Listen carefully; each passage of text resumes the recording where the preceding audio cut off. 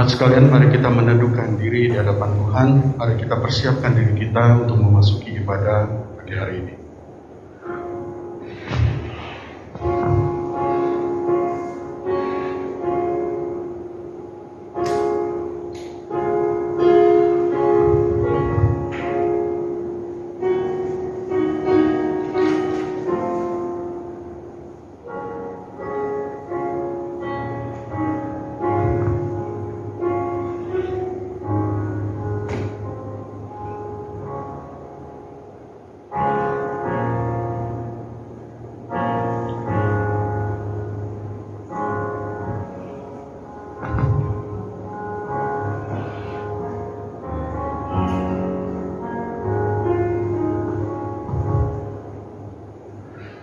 Ibadah ini akan kita mulai dengan satu pengakuan bahwa pertolongan kita adalah di dalam Tuhan yang menjadikan langit dan bumi. Turunlah kiranya atas kita sekalian anugerah dan damai sejahtera dari Allah Bapa, Allah Putra dan Allah Roh Kudus. Amin.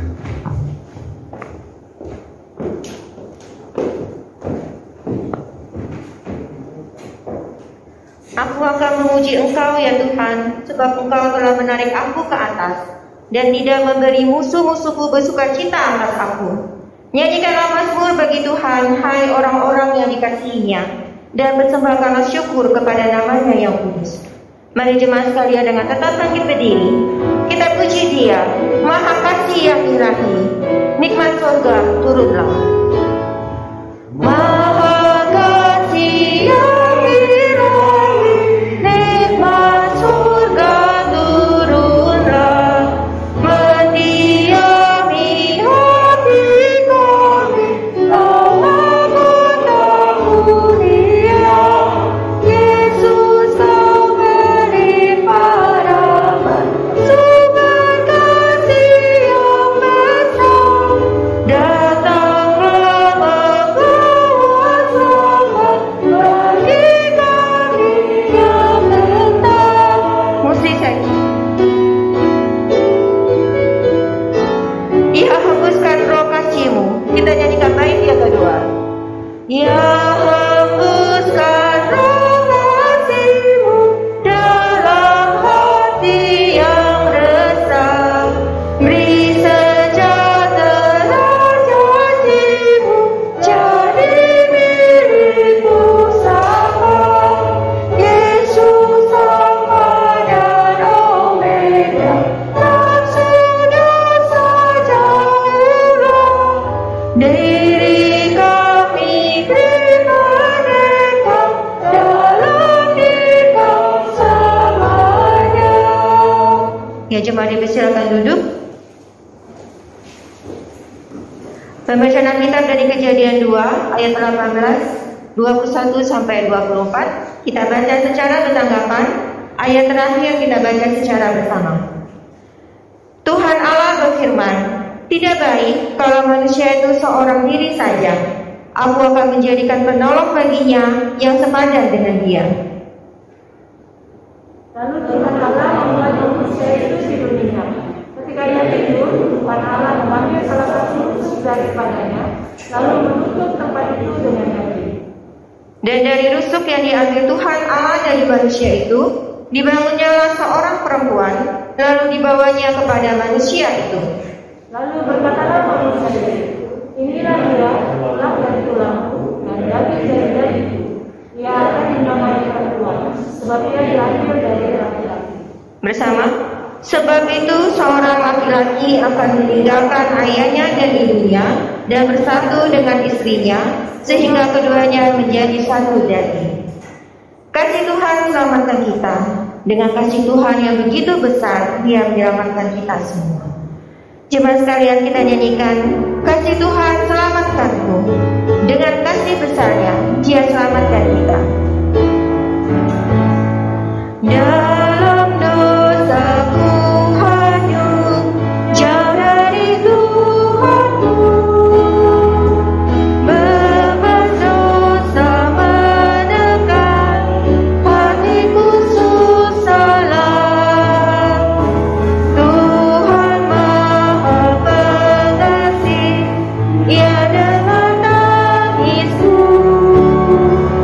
Ia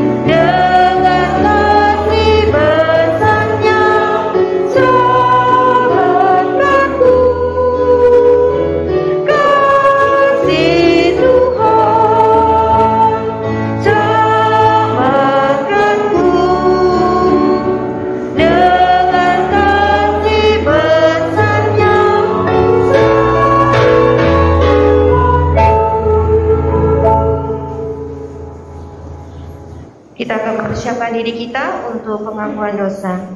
Mari kita akui segala dosa kita di hadapan Tuhan. Batu zaman yang teguh, aku mohon berteduh, sucikanlah hatiku. Mari kita datang kepadanya, kita memohon pengampunan dosa kepadanya.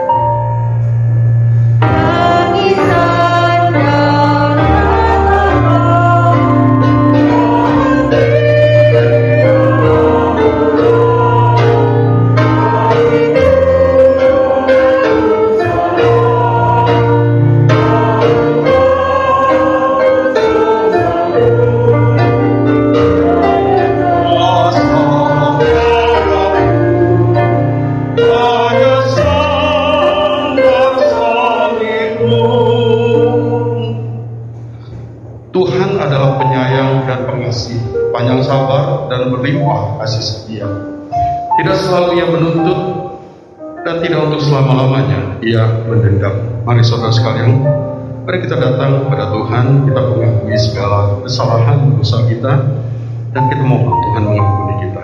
Mari masing-masing pribadi berdoa.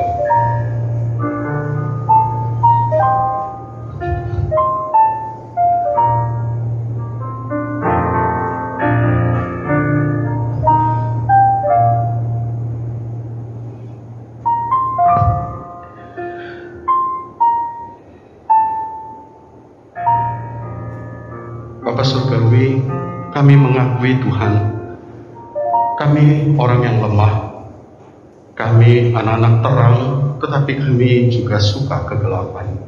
Kami suka mengikuti cara-cara orang dunia. Kami berpikir menurut pikiran kami, kehendak kami, mengikuti kemauan kami sendiri, dan kami seringkali berpaling daripada-Mu. Ampuni kami ya Tuhan. Ampuni kami karena kami mengabaikan firman-Mu, karena kami mengeraskan hati kami. Ampuni kami Tuhan, sucikan kami. Terima kasih Tuhan untuk pengampunan-Mu. Di dalam nama Yesus kami berdoa. Amin. Suci, suci,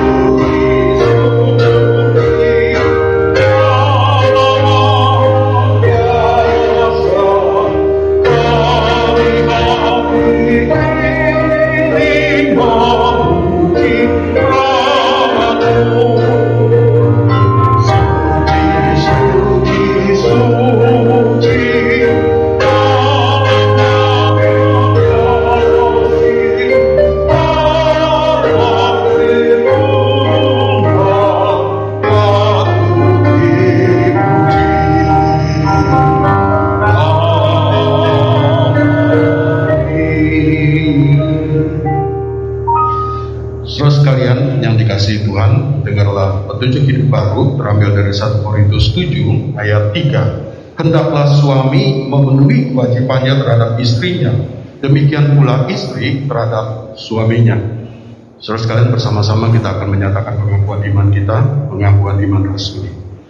Aku percaya kepada Allah, Bapa yang Maha Kuasa, Khalik langit dan bumi, dan kepada Yesus Kristus, Anak yang tunggal Tuhan kita, yang dikandung daripada Roh Kudus, lahir dari anak darah Maria, yang menderita sengsara di bawah pemerintahan Pontius Pilatus, disalibkan, mati dan dikuburkan, turun ke dalam kerajaan maut. Pada hari yang ketiga, bangkit pula dari antara orang mati, naik ke sorga, duduk di sebelah kanan Allah, Bapa yang Maha Kuasa. Dari saat kami akan datang untuk menghakimi orang yang hidup dan yang mati. Aku percaya kepada Roh Kudus, gereja yang kudus dan am, persekutuan orang kudus, pengampunan dosa, kebangkitan tubuh dan hidup yang kekal. Amin. Silakan duduk saudara sekalian. Saudara, kebaktian doa yang akan datang adalah pertemuan khobar kita. Jadi kita akan berdoa di dalam pertemuan khobar. Saudara para pemimpin harap nanti mengambil bahan materi khobar untuk yang akan datang, ya. Baik saudara, selamat datang kepada saudara-saudara yang baru pertama kali, ya, yang juga baru tiba dari Jakarta, guru-guru dari Sekolah Dian Harapan. Ya, selamat datang kepada saudara Rusmita, ya, Rusmita Papahan. Ya. Kemudian kepada saudari Nova Andraini, ya, selamat datang. Kemudian juga saudari Kathleen Diono dan Dejan atau Dejan, ya? Dejan Filbert, Yonatan Nakata dan Cantika Putra, ya, selamat datang. Kami berharap saudara-saudara bisa sama-sama kami lagi beribadah di tempat ini pada minggu-minggu yang akan datang. Sekali lagi selamat datang, selamat beribadah di GKY. Baik saudara, jemaat yang berulang tahun, Ibu Kyuk Jin tanggal 11 Agustus, kemudian saudari Dian, ya, tanggal 12 Agustus. Ya, selamat kepada Dian, ya, Tuhan memberkati, ya, dan juga Ibu Litwina tanggal 15 Agustus kemarin. Ini Ibu Kyuk Jin dan Ibu Litwina biasanya di bagian sore.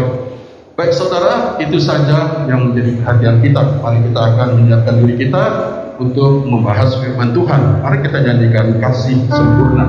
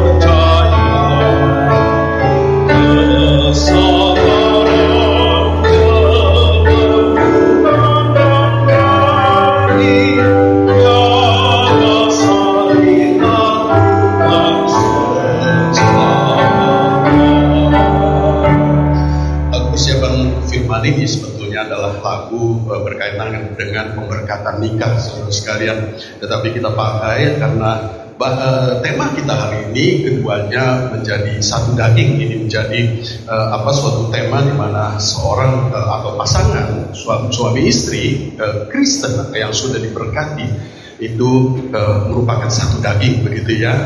Sehingga Tuhan Yesus katakan tidak boleh diceraikan oleh manusia. Pasangan yang sudah dipersatukan oleh Tuhan. Baik saudara sekalian, mari kita akan berdoa sebelum kita merenungkan firman Tuhan. Bapa Surgawi, kami bersyukur saat ini kami mendapat kesempatan untuk merenungkan firman. Berbicaralah ya Tuhan, dan beri kami hikmat untuk kami dapat memahami. Mungkin kami sebagian besar kami memang belum akan menikah di dalam waktu dekat ini, tetapi biarlah ini menjadi bekal kami di masa depan. Biarlah sejak sekarang kami sudah mempersiapkan diri kami untuk menikah, dan itu adalah seumur hidup, karena itulah yang Kau kehendaki. Ajar kami ya Tuhan. Terima kasih Tuhan, kami berdoa di dalam nama Yesus. Amin.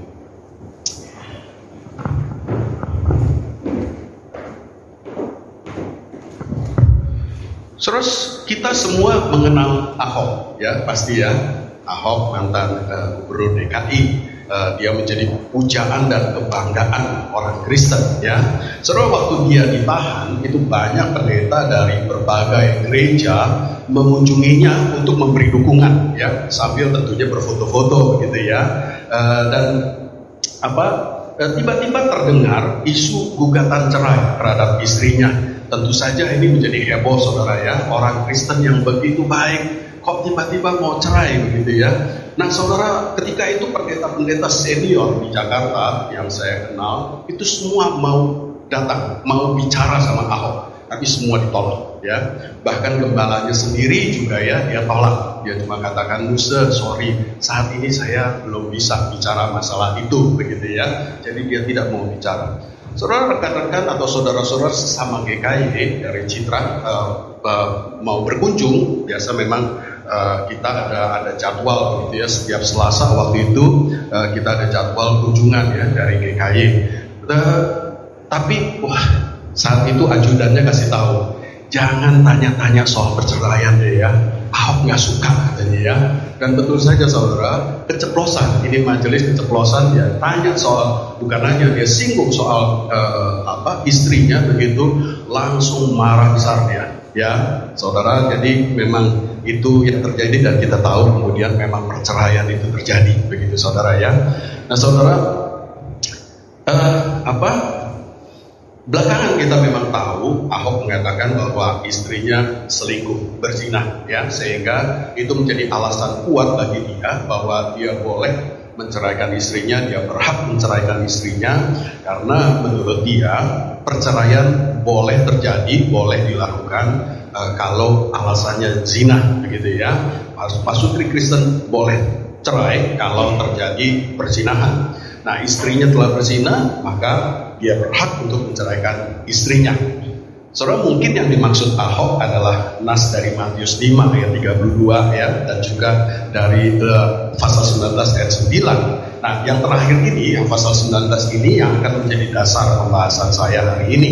Nah, sesuai tema hari ini, saya akan membahas firman Tuhan mengenai perceraian. Untuk itu, mari kita membaca dari Matius 19 ayat 3 sampai 9. Mari kita baca bergantian, saudara. Maka datanglah orang-orang Farisi kepadanya untuk mencobai dia. Mereka bertanya, apakah diperbolehkan orang menceraikan istrinya dengan alasan apa saja?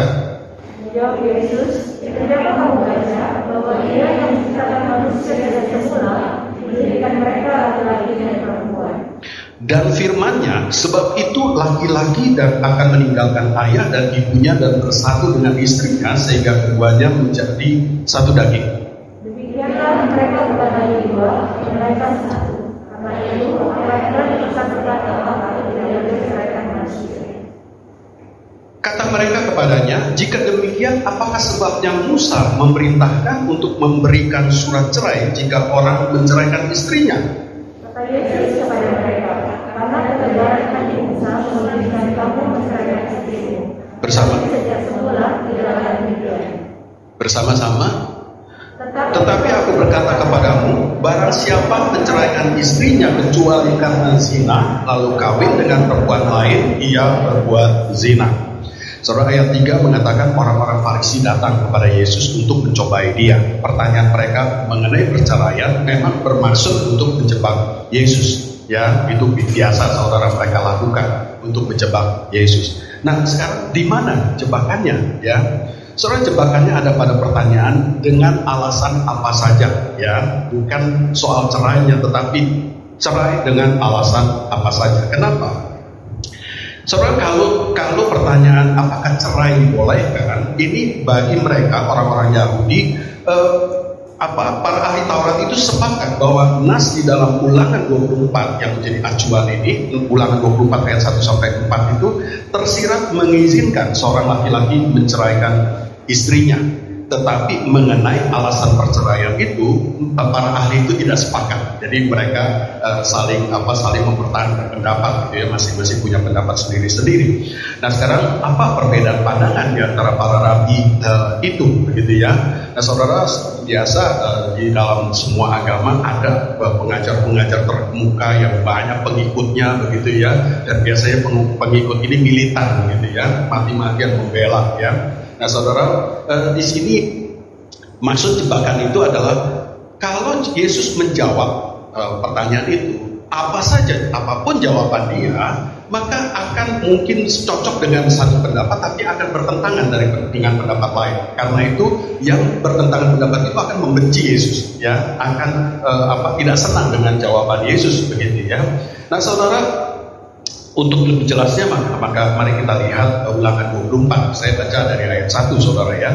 Apabila seseorang mengambil seorang perempuan dan menjadi suaminya, dan jika kemudian ia tidak menyukai lagi perempuan itu sebab didapatinya yang tidak senonoh padanya, lalu ia menulis surat cerai dan menyerahkannya ke tangan perempuan itu, sesudah itu menyuruh dia pergi dari rumahnya dan seterusnya. Saudara, di sini dikatakan bila suami tidak menyukai lagi perempuan itu sebab didapatinya yang tidak senonoh padanya. Nah, perdebatan para rabi adalah pada ungkapan tidak senonoh itu, ya. Apa parameternya tidak senonoh itu? Maksudnya apa yang dikatakan tidak senonoh itu, gitu ya? Ini yang menjadi perdebatan mereka. Ada satu aliran namanya aliran Syamai, itu dikenal sebagai aliran garis keras, begitu ya. Kalau buat mereka tidak senonoh itu artinya perzinahan, begitu ya.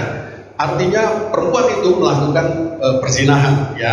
Maka bagi mereka perceraian hanya boleh atas alasan zina, nggak boleh atas alasan apapun, begitu ya. Hanya satu alasan, yaitu perzinahan. Tetapi pandangan ini ditentang oleh banyak aliran lainnya, karena menurut mereka mustahil ungkapan tidak senonoh itu merujuk pada zina. Karena hukuman zina seharusnya lebih fatal, yaitu apa? Mati, dirajam sampai mati, begitu kan ya? Jadi bukan cuma dicerai, bahkan harus dihukum mati, begitu ya. Jadi ini bukan bicara soal zina, begitu menurut pandangan yang lain. Nah, ada pandangan dari aliran Hillel. Aliran Hillel itu lebih lunak. Mereka berpendapat ungkapan tidak senonoh itu bisa berarti bahwa istri itu tidak menghormati suaminya, atau bertindak sembrono, begitu ya. Atau istri itu tidak cakap, tidak beresin rumah, tidak menyediakan makanan yang baik, tidak mengurus anak-anak, dan alasan-alasan seperti itu. Itu yang dikatakan tidak senonoh, begitu ya, bagi mereka. Dan kalau itu terjadi, suaminya boleh menceraikan dia. Kejam juga ya, tega ya. Tetapi ada lagi yang lebih bebas lagi, begitu ya, yang jauh lebih lunak. Aliran ini mengizinkan perceraian dengan alasan yang sepele, dan itu bukan masalah tidak senonohnya, tetapi mereka melihat pada ungkapan tidak menyukai lagi istrinya. Jadi aliran ini bilang, kalau laki-laki ngelihat wanita lain yang lebih kinclong dan lebih cantik, begitu ya, sehingga dia lebih suka dari wanita ini daripada istrinya, maka dia boleh menceraikan istrinya, kemudian menikahi wanita yang baru itu, begitu ya. Jadi ini berbagai aliran yang berbeda-beda, saudara. Nah, sekali lagi pertanyaan orang-orang Farisi itu ingin menjebak Yesus, tetapi mereka tidak berhasil karena Yesus tidak mau menyentuh masalah yang mereka tanyakan, melainkan Yesus mengembalikan prinsip yang paling awal, prinsip yang paling utama dari Tuhan, ya, kehendak Tuhan yang sebenarnya, ya. Nah, atas jawaban itu kita sudah baca tadi. Atas jawaban itu kemudian berkembang dialog, kemudian ada pertanyaan-pertanyaan lanjutannya. Nah, jadi secara keseluruhan, saudara, nas kita hari ini saya akan membahas mengenai 3 hal mengenai perceraian, yaitu bahwa Allah tidak menghendaki adanya perceraian. Tetapi yang kedua, ada perintah Musa dikatakan yang mengatakan kalau kamu menceraikan istri, maka kamu harus memberikan surat cerai, ya. Nah, yang ketiga, saya akan membahas perkecualian yang dikatakan pengecualian hanya karena zina tadi, ya. Jadi ada 3 hal. Yang pertama, saudara, bahwa Allah tidak menghendaki perceraian, ya. Ini jelas di dalam jawaban Yesus pada ayat yang keempat sampai ke-6, ya. Tidakkah kamu baca bahwa Ia yang menciptakan manusia sejak semula menjadikan mereka laki-laki dan perempuan, dan kedua laki-laki dan perempuan itu akan menjadi satu daging, gitu ya, dan mereka bukan lagi 2 melainkan 1. Karena itu apa yang telah dipersatukan Allah tidak boleh menceraikan manusia. Tuhan Yesus menjelaskan rencana Tuhan pada mulanya.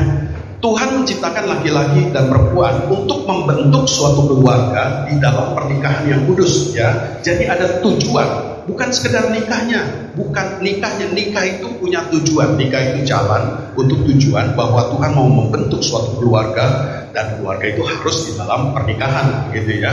Nah, pasangan suami istri yang saling mengasihi dengan kasih agape, ini yang pada mulanya saudara ya, dengan kasih agape, maka dia akan mengutamakan pasangannya daripada kepentingannya sendiri, ya. Nah, Tuhan menciptakan lembaga pernikahan yang kudus ini untuk menghasilkan anak-anak yang akan meneruskan mandat Allah kepada manusia. Jadi itu tujuan pembentukan keluarga sebetulnya ya. Apa mandat Allah kepada manusia? Yaitu mencitrakan gambar dan rupa Allah, beranak cucu dan bertambah banyak, penuhi bumi, supaya citra, gambar dan rupa Allah itu memenuhi seluruh bumi, begitu ya. Itu yang pertama. Dan yang kedua, mengerjakan pekerjaan Allah, mengurus dan memelihara ciptaan, ya. Inilah citra keluarga atau tujuan keluarga yang dirancang Allah. Ini akan kita bahas di dalam minggu keempat nanti, saudara ya. Bulan ini kita membahas putusan di tengah keluarga, ya. Nah, setelah manusia jatuh dalam dosa, maka gambar dan rupa Allah rusak. Demikian juga rencana Allah mengenai manusia, termasuk rencana mengenai keluarga ini, saudara ya. Pernikahan yang dirancang seharusnya mempunyai relasi penuh kasih dan harmonis, itu menjadi pernikahan yang banyak konflik karena masing-masing pihak mengutamakan kepentingannya sendiri, ya, egois begitu ya, sehingga meskipun dibilang mengasihi, sangat mencintai begitu ya, tapi tetap aja kalau lagi marah-marah begitu ya. Jadi masing-masing pihak mengutamakan kepentingan sendiri, maka banyak konflik ya. Nah, saudara, pada khotbah yang lalu saya sempat membahas konflik gender ya. Ketika manusia jatuh di dalam dosa begitu ya, konflik-konflik ini bisa menjadi tidak tertahankan, kemudian perceraian terjadi ya. Jadi saudara, perceraian itu terjadi karena manusia secara keseluruhan memang sudah menyimpang dari rancangan Allah yang semula. Pernikahan dunia bukan lagi bertujuan membentuk keluarga menurut kehendak Allah, tetapi terjadi karena hasrat manusia untuk kepentingan mereka sendiri. Perhatikan saudara, banyak orang dunia menikah bukan untuk membentuk keluarga ya, tetapi untuk memenuhi hasrat ya, karena memang secara naluri setiap manusia dewasa itu punya insting alamiah untuk mendekatkan diri kepada lawan jenis ya. Kemudian muncul kasih asmara dan akhirnya berlanjut ke pernikahan. Nah, perhatikan, seringkali tujuan utamanya pernikahan, bukan membentuk keluarga. Maka ada orang-orang yang setelah menikah punya anak itu nggak suka ya punya anak begitu ya. Apalagi orang barat saudara ya, dengar istrinya hamil, waduh saya belum siap, gugurin, saya nggak mau gitu ya. Jadi seperti itu saudara. Saudara, ada seorang tokoh terkenal ya, pemilik perusahaan jamu, tapi sekarang pasti udah pensiun. Saudara pasti tahu siapa. Itu pernah beberapa puluh tahun lalu menyatakan, kami tidak akan punya anak. Saya dan istri sudah sepakat untuk tidak akan memenuhi dunia ini dengan anak lagi, begitu ya. Saudara, ini pernyataan yang sangat sombong ya. Inilah dosa manusia. Nah, saudara, sekali lagi, pernikahan itu untuk memenuhi hasrat sendiri. Maka tidak heran kemudian kalau terjadi perubahan-perubahan yang tidak sesuai dengan hasratnya, dengan kasihnya, maka terjadi konflik dan bisa terjadi perceraian ya. Sekali lagi, tetapi Tuhan Yesus kemudian mengembalikan pada rencana Allah semula, kehendak Allah semula. Ya, saudara, penolakan Allah, maka dikatakan Allah tidak menghendaki perceraian, dan penolakan Allah terhadap perceraian itu sebenarnya juga dinyatakan di dalam Maleakhi 2 ayat 13-16. Tetapi nas ini baru akan kita bahas pada poin ketiga nanti. Untuk saat ini saya akan melihat dari perikop Ulangan 24 yang tadi ayat 1 sudah dikutip ya. Ini yang biasa menjadi rujukan orang Yahudi untuk membenarkan perceraian, saudara ya. Mari kita membaca lebih lengkap ayat 1 sampai 4 ya. Saya bacakan. Apabila seseorang mengambil seorang perempuan dan menjadi suaminya, dan jika kemudian ia tidak menyukai lagi perempuan itu sebab didapatinya tidak senonoh padanya, lalu ia menulis surat cerai dan menyerahkannya ke tangan perempuan itu, sesudah itu menyuruh dia pergi dari rumahnya. Saudara, saya ubah pikiran, silakan saudara baca ayat 2. Kita bergantian. Jika perempuan itu keluar dari rumahnya dan pergi dari sana, lalu menjadi istri orang lain.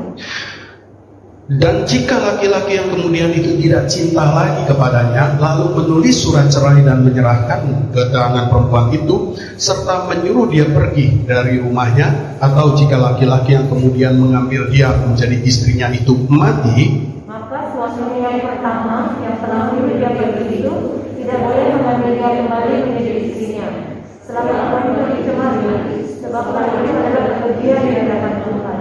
Janganlah engkau mendatangkan dosa atas negeri yang diberikan Tuhan Allahmu kepadamu menjadi milik kamu. Ayat 1 tadi dikatakan, apabila suami tidak lagi menyukai istrinya karena mendapati yang tidak senonoh padanya. Perhatikan lanjutannya. Lalu ia menulis surat cerai dan menyerahkannya ke tangan perempuan itu. Sesudah itu menyuruh dia pergi dari rumahnya. Saudara, kalimat lalu ia menulis surat cerai itu tidak serta-merta menyatakan izin bagi laki-laki menceraikan istrinya. Kalau ini merupakan dalil hukum untuk perceraian, seharusnya ditulis ia boleh menceraikan, begitu ya. Nah, di sini nggak jelas, saudara. Nah, kenapa ayat ini tidak tegas menyatakan dalil hukum? Ya, saudara, kalau kita perhatikan, sebetulnya ayat 1 sampai 4 ini tidak berbicara secara spesifik mengenai perceraian, saudara. Melainkan larangan bagi seorang laki-laki untuk menikahi kembali istri yang sudah diceraikan.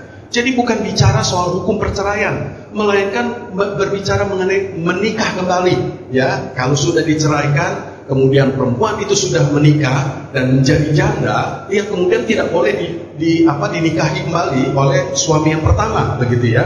Ini yang sedang dibicarakan dari dalam hukum ini, ya. Nah, pertanyaan Yesus, pernyataan Yesus tentang bahwa Tuhan tidak menghendaki perceraian itu langsung saja disanggah oleh orang-orang Farisi. Ya, kali ini mereka menunjuk pada perintah Musa ini, ya, supaya laki-laki yang menceraikan istri itu membuat surat cerai. Ya, ini pembahasan yang kedua, saudara. Ya, nah, pertanyaan orang-orang Farisi selanjutnya ayat 7, jika demikian, apa sebabnya Musa memerintahkan untuk memberikan surat cerai jika orang menceraikan istrinya? Saudara, sebetulnya dari mana sumber klaim ini? Ya, di sini tadi sudah dibahas bahwa tidak secara spesifik dinyatakan begitu ya. Saudara, sebetulnya klaim ini, pertanyaan orang Farisi ini bukan dari Alkitab. Ya, perikop Ulangan 24 tadi itu juga bukan perintah semacam ini, saudara. Sumber mereka sebetulnya adalah Misnah. Misnah itu bagian dari Talmud, yaitu catatan-catatan diskusi dari ahli-ahli Taurat yang membahas atau menafsirkan firman Tuhan. Ya, mereka mencatat itu dalam satu kitab, dan itu yang menjadi acuan orang-orang Yahudi, ya, juga ahli-ahli Taurat untuk menafsirkan Alkitab mereka. Saudara,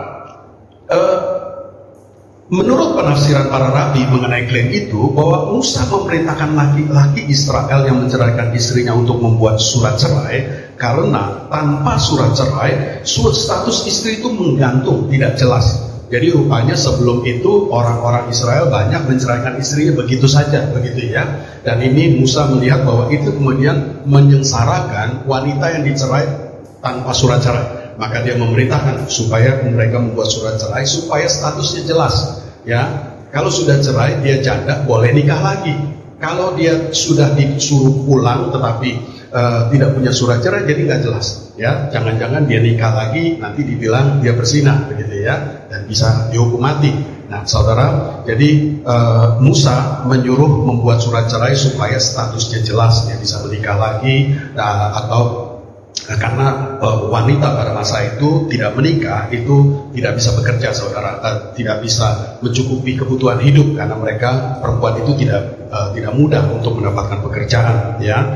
Nah, saudara, pertanyaannya, kalau Tuhan tidak menghendaki perceraian, mengapa Musa kemudian membuat aturan itu, ya, seakan-akan mengizinkan perceraian, ya?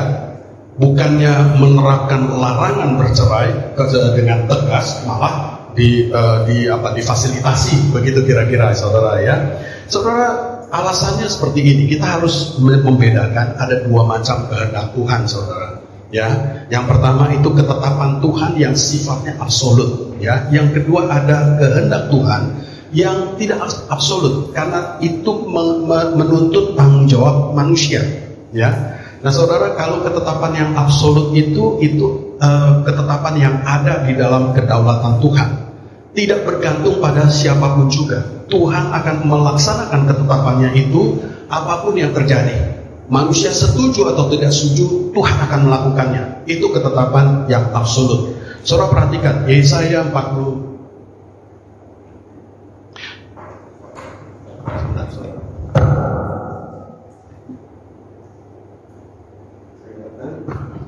Pakai kacamata susah sekali. Saudara, Yesaya 46 ayat 9 dan 10. Akulah Allah dan tidak ada yang seperti aku, yang memberitahukan dari mulanya hal yang kemudian dan dari zaman purbakala apa yang belum terlaksana, yang berkata, keputusanku akan sampai dan segala kehendakku akan kulaksanakan. Saudara, ini mengenai ketetapan Allah yang absolut. Tuhan akan melakukan apa yang dikehendakinya, ya. Salah satu ketetapan yang absolut adalah pilihannya kepada orang-orang yang diselamatkan, ya. Contohnya panggilan Saulus, saudara, ya. Orang ini sangat membenci orang Kristen, tetapi ketika Tuhan Yesus memanggil dia, Saulus tidak bisa menolak, ya. Selain menerimanya, bahkan mengikut Yesus dan menjadi rasulnya sampai mati, ya. Itu ketetapan yang tidak bisa ditolak, saudara, ya. Nah, di dalam hal-hal lain, Alkitab juga banyak sekali memperlihatkan ketetapan Allah yang tidak berubah, sekalipun manusia memohon dengan sangat, ya. Kita juga melihat Daud yang memohon, berdoa puasa, tidur di lantai, begitu, ya, nggak makan selama beberapa hari, begitu, ya. Nah, tetapi Tuhan tidak mendengar doanya, Tuhan tidak mengabulkan permohonannya, ya. Yang kedua, saudara, kehendak Tuhan yang tidak absolut, yang menuntut tanggung jawab manusia, ya. Saudara, Allah maha adil, dan kita tahu bahwa Allah akan menghakimi semua manusia, setiap orang pada akhir zaman, ya. Setiap pribadi harus mempertanggungjawabkan perbuatannya di hadapan penghakiman Tuhan Yesus. Karena itu, mengenai kehidupan pribadinya, setiap orang dibiarkan bertindak menurut kehendaknya, menurut kebebasan kehendaknya, ya. Kalau Tuhan misalnya memaksakan kehendaknya, maka Tuhan tidak bisa menghakiminya, ya. Tidak adil, begitu, ya. Tuhan memaksakan tetapi kemudian menghakimi, nggak bisa, saudara, ya. Di dalam hal inilah seringkali manusia diberi kebebasan kehendak, dan di dalam kebebasan itu seringkali manusia tidak melaksanakan kehendak Allah. Seperti kasus perceraian ini, Allah tidak menghendaki perceraian, tetapi ada orang-orang yang memilih bertindak menurut kehendak hatinya. Hukum Musa ini dimaksudkan untuk membatasi akibat buruk dari ketegaran hati umat Israel itu, ya. Jadi perhatikan, saudara, Musa sebetulnya bukan mengizinkan perceraian, tetapi membatasi kejahatan orang-orang Israel, membatasi akibat buruk dari kejahatan mereka, ya. Yang ketiga, saudara, apa yang dimaksud dengan pengecualian cerai karena zina? Saudara, Yesus 2 kali menyebutkan pengecualian cerai karena zina, ya. Seperti sudah saya sebutkan di awal tadi, satu di ayat 9 ini, dan sebelumnya di pasal 5 ayat 32, saudara, ya. Ini pasal 5 ayat 32. Tetapi pengecualian ini tidak disebutkan di dalam Taurat, saudara. Tidak ada di dalam Taurat, ya. Jadi ini adalah ketentuan dari Tuhan Yesus sendiri, ya. Tuhan Yesus sendiri yang menyatakan, begitu, ya. Ini menjadi pertanyaan juga bagi kita, saudara. Kalau memang Allah tidak menghendaki perceraian, mengapa Tuhan Yesus memberikan pengecualian ini, ya? Dikatakan Allah tidak menghendaki, Tuhan Yesus sendiri mengatakan seperti itu, tetapi kemudian Tuhan memberikan pengecualian ini, ya. Nah, saudara, mengenai hal ini kita harus meninjau dari nas Maleakhi 2 ayat 15 dan 16 tadi, saudara, ya. Saya bacakan dari ayat 13 supaya konteksnya jelas, saudara. Dan inilah yang kedua yang kamu lakukan. Kamu menutupi mezbah Tuhan dengan air mata, dengan tangisan dan rintihan, oleh karena ia tidak lagi berpaling kepada persembahan dan tidak berkenan menerimanya dari tanganmu. Dan kamu bertanya, oleh karena apa? Oleh sebab Tuhan telah menjadi saksi antara engkau dan istri masa mudamu yang kepadanya engkau telah tidak setia, padahal dialah teman sekutumu dan istri seperjanjianmu. Bukankah Allah yang esa menjadikan mereka daging dan roh? Dan apakah yang dikehendaki kesatuan itu? Keturunan ilahi. Jadi jagalah dirimu dan janganlah orang tidak setia terhadap istri dari masa mudanya, sebab aku membenci perceraian. Firman Tuhan Allah Israel, juga orang yang menutupi pakaiannya dengan kekerasan. Firman Tuhan semesta alam.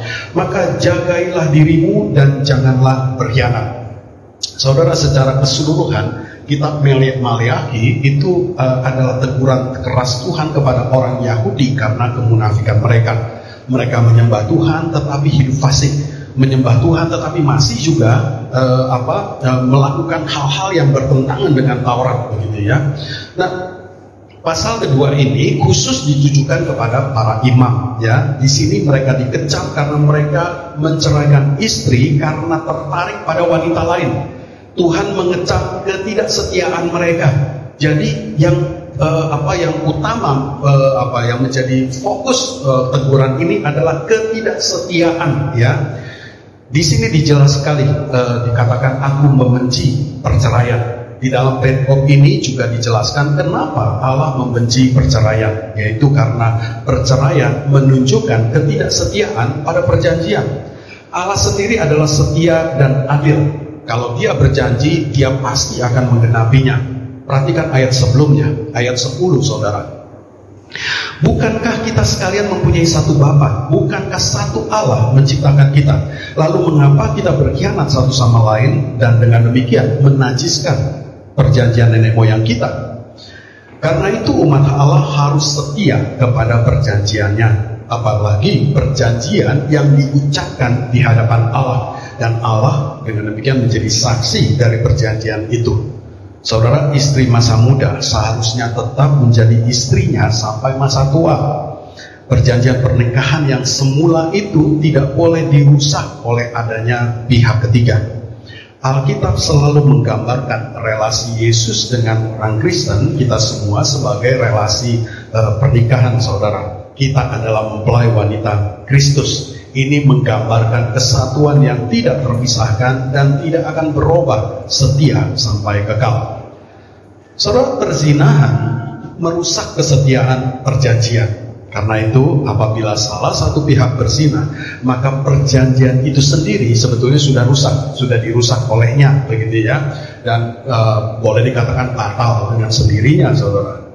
Pernikahan yang sudah dirusak oleh perzinahan tanpa diresmikan cerai pun sebetulnya sudah tidak seperti dulu lagi, begitu ya. Meskipun kemudian tidak cerai, mungkin juga mereka pada hakikatnya sebetulnya sudah berpisah, begitu ya, karena memang sudah perjanjian itu sudah dirusak.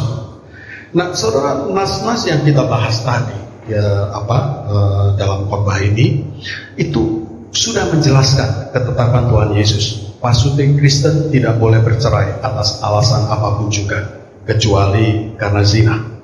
Ya, saudara, namun demikian saya ingin mengajak kita untuk lebih memandang pengecualian karena zina itu sebagai peringatan atau teguran keras supaya orang selalu setia kepada pernikahan.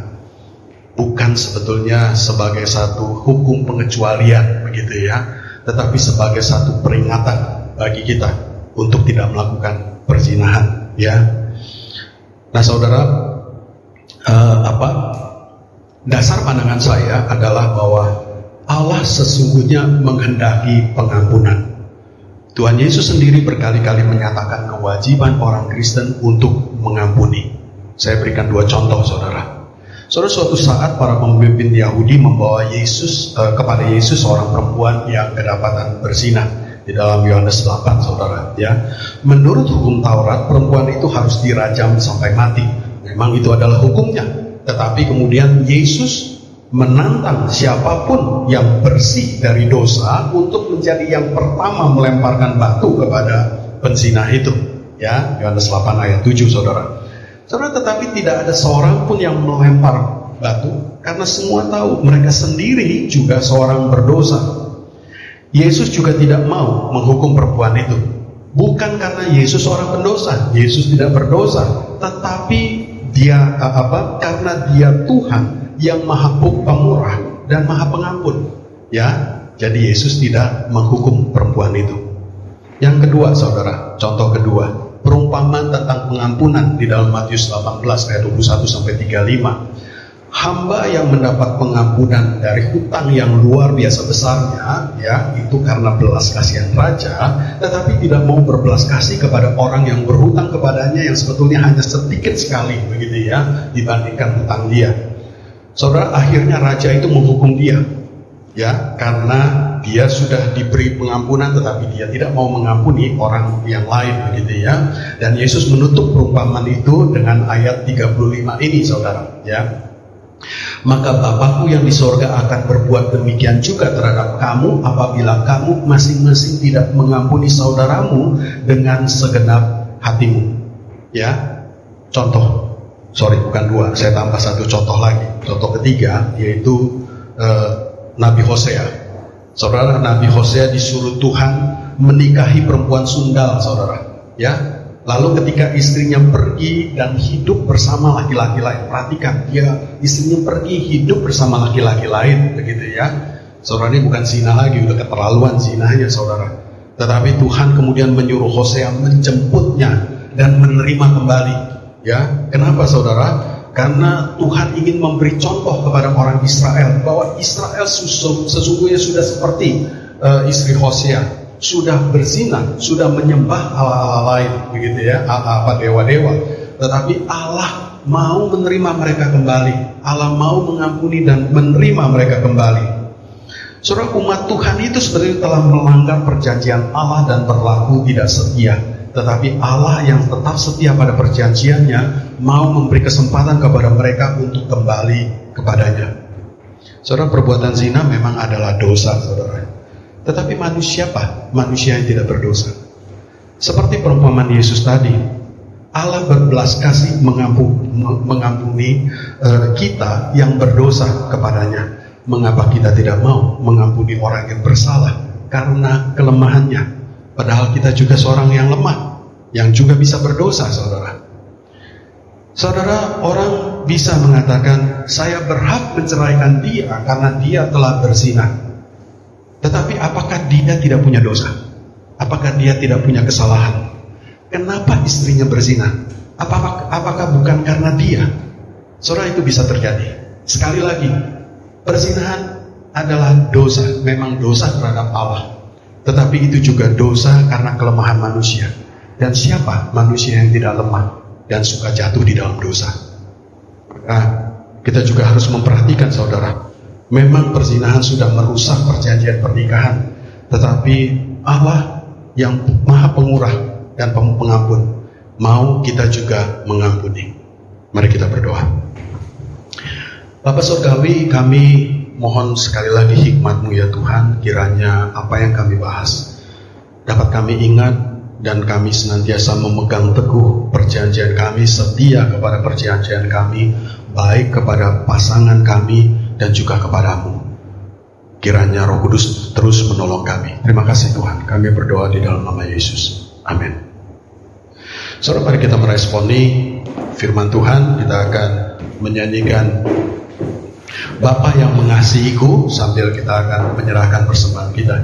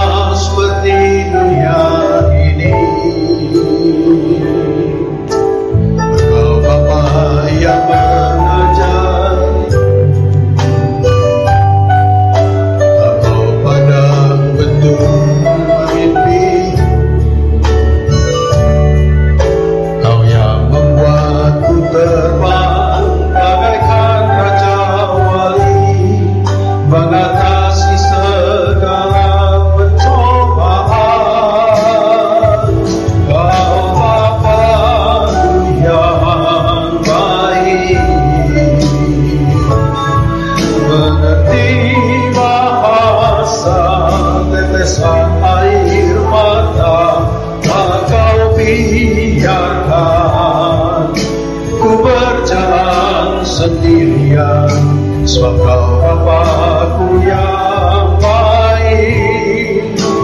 Kau Bapa-Ku yang baik, mengerti bahasa tetesan air mata tak Kau biarkan. Ku berjalan sendirian, dan Roh Bapa-Ku yang baik. Kau sungguh baik, Kau Bapa-Ku yang baik. Kau Bapa-Ku yang baik, mengerti bahasa tetesan air mata tak Kau biarkan. Ku berjalan sendirian, Kau Bapa-Ku yang baik. Kau Bapa-Ku yang baik, mengerti bahasa tetesan air mata tak Kau biarkan. Ku berjalan sendirian, Bapa-Ku yang baik. Sungguh baik. Saudara kita berdiri. Mari kita berdoa membawa persembahan kita. Sekaligus kita akan berdoa syafaat, saudara. Sekali lagi kita akan tetap berdoa untuk kasus-kasus COVID ya yang masih tinggi juga di Pangkal Pinang ini, saudara. Juga angka kematian masih tinggi, walaupun sudah menurun ya. Angka kematian tidak menurun, angka penularan sudah menurun, tetapi masih cukup parah. Mari saudara kita berdoa, kiranya Tuhan campur tangan dan Tuhan juga melindungi kita semua dari penyakit ini. Mari kita berdoa. Tuhan Bapa Surgawi, kami bersyukur Tuhan untuk kesempatan bagi kami untuk membawa persembahan kami.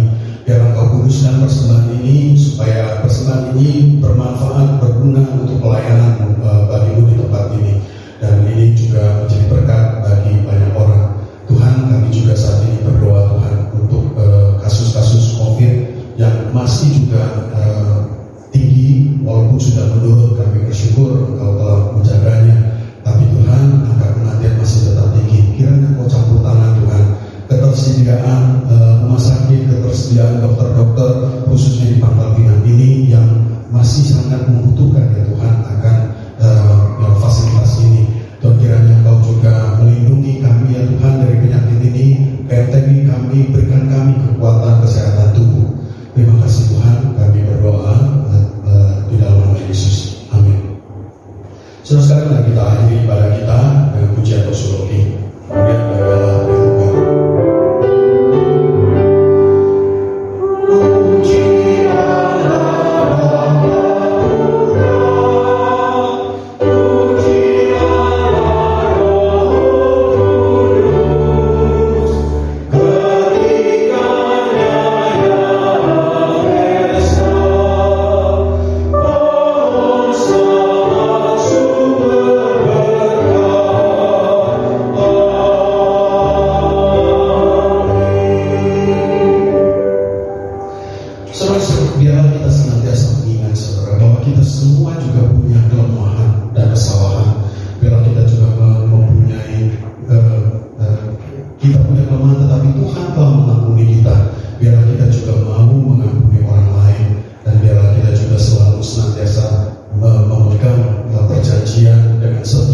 Memegang komitmen kita dengan setia, baik kepada Tuhan maupun kepada sesama kita, terutama kepada pasangan hidup kita.